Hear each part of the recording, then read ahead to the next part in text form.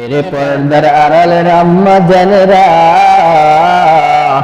ভালো করে শুনে নাও, তোমার সন্তানকে তুমি কোরআনের হাফেজ বানাও, সন্তানকে আলেম বানাও। এরে যুবক ভাইরা, নিয়ত করে ফেলো, ইন্নামাল আমালু বিন্নিয়াত, নিয়তের উপর নির্ভর করবে। নিয়ত করে ফেলো, একটা সন্তান যদি হয় আমি মাদ্রাসায় ভর্তি করব, আলেম বানাবো, হক্কানি আলেম বানাবো, কোরআনে হাফেজ বানাবো। এই নিয়ত করে ফেলো রে আল্লাহর বান্দারা, এরে পর্দার আড়ালের আম্মা জানেরা, এরে মা, এরে বোন, নিয়ত করে ফেলো, আল্লাহ তাআলা যদি ছেলে দেয় মাদ্রাসায় দিব, মেয়ে দিল মাদ্রাসায় দিব। এই এলাকায় বহু মহিলা মাদ্রাসা আছে, ওখানে কোরআন শরীফ পড়ায়, ওখানে আলেমা বানায়, হাফেজা বানায়। এরে পর্দার আড়ালের আম্মা জানেরা, আপনার একটা সন্তান আপনি আলেম বানান, কোরআনের হাফেজ বানান, এই সন্তান আপনার জন্য দোয়া করবে।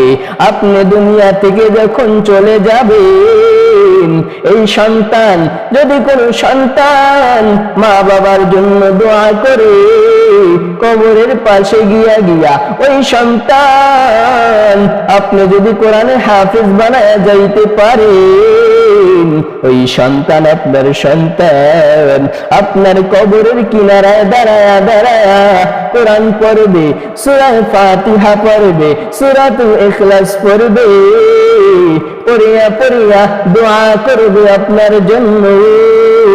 ওই সন্তান কান্না করে যদি দোয়া করি, আল্লাহ তাআলা আপনাকে হয়তো মাফ করে দিবেন। এরে আল্লাহর বান্দারা, এরে বরিশালের মানুষ, ভালো করে শুনে নাও, একটা সন্তান কোরআনে হাফেজ বানায়া যাও। একটা সন্তান যদি কোরআনে হাফেজ বানাইতে পারো, এরে আল্লাহর বান্দারা, ওই অন্ধকার কবরে যখন তোমাকে শোয়া রাখবে, ওই অন্ধকার কবরে কেউ থাকবে না তোমার পাশে।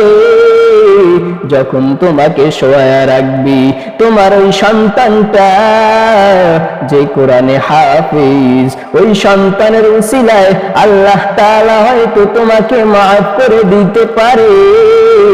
ওই সন্তানের উসিলায়, ওই আলেমের উসিলায় তোমাকে হয়তো আল্লাহ তাআলা জান্নাত দিয়া দিতে পারে।